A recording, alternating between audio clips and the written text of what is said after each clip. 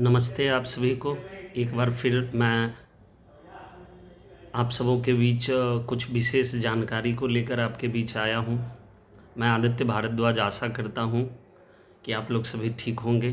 तो आज का टॉपिक यह है कि आप अपने बच्चों को पढ़ाई के प्रति कितने ज़्यादा से ज़्यादा मात्रा में आप उसकी रुचि को बढ़ा सकते हैं।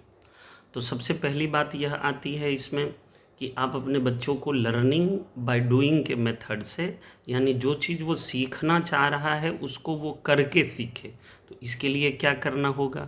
तो इसके लिए हमें अपने आस पड़ोस में जितने सारे चीज़ें, छोटे छोटे बच्चों के क्लास में अक्सर हम देखते हैं कि कई सारे ऐसे छोटे छोटे टॉपिक्स होते हैं जो कि हमारे आस पड़ोस में ही रिलेटेड रहते हैं। एग्जाम्पल या उदाहरण के लिए हम बच्चों को पेड़ पौधा लगाना सिखाएंगे, उसकी देखभाल करना सिखाएंगे, पेड़ पौधों के लिए क्या क्या चीज़ ज़रूरत होती है उन सारे चीज़ों की हम उसे जानकारी देंगे। हम अपने अगल बगल में जितने सारे छोटे छोटे जानवर, खास करके जैसे जो स्तनपायी जानवर होते हैं, कि किसको हम एज ए पालतू जानवर बनाते हैं, किसको घरेलू जानवर बनाते हैं, उसका देख रेख कैसे करते हैं, वो क्या खाना खाता है नहीं खाता है, इन सारी चीज़ों की भी जानकारी हम उसे प्रोवाइड करवाएंगे।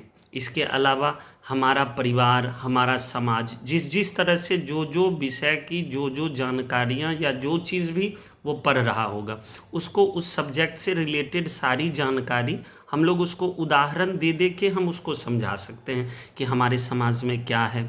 एक उदाहरण के लिए, हमारे समाज में जहाँ हम लोग रह रहे होते हैं, समाज में सबसे पहले परिवार आता है।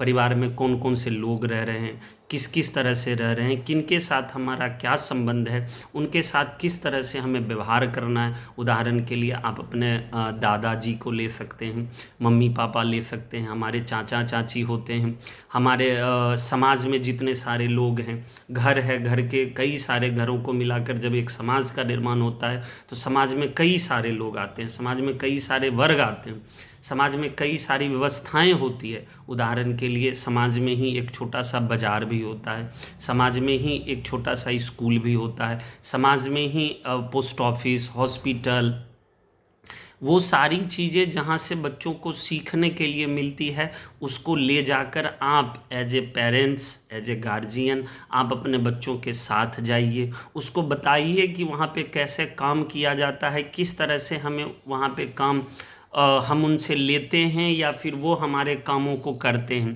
तो इस तरह से अब उदाहरण के लिए एक पुलिस स्टेशन हम अगर अपने बच्चों को विज़िट करवाते हैं तो एक पुलिस स्टेशन में अब जितने सारे कर्मचारी होंगे सबको बारे में उन्हें बताना होगा। दूसरी बात कि अब वो पुलिस हमारे लिए क्यों उपयोगी है, जैसे हम बच्चों को यह समझा सकते हैं कि जब कभी भी हमारे अगल बगल में वैसी कोई घटनाएं घटती हैं तो पुलिस सबसे पहले हमारी क्या करता है, मदद करता है। इसके अलावा हमारे आस पड़ोस में हॉस्पिटल्स होते हैं, हॉस्पिटल में वहाँ पे डॉक्टर रहते हैं, नर्सेज रहती हैं, वो हमारे लिए किस तरह से उपयोगी होता है।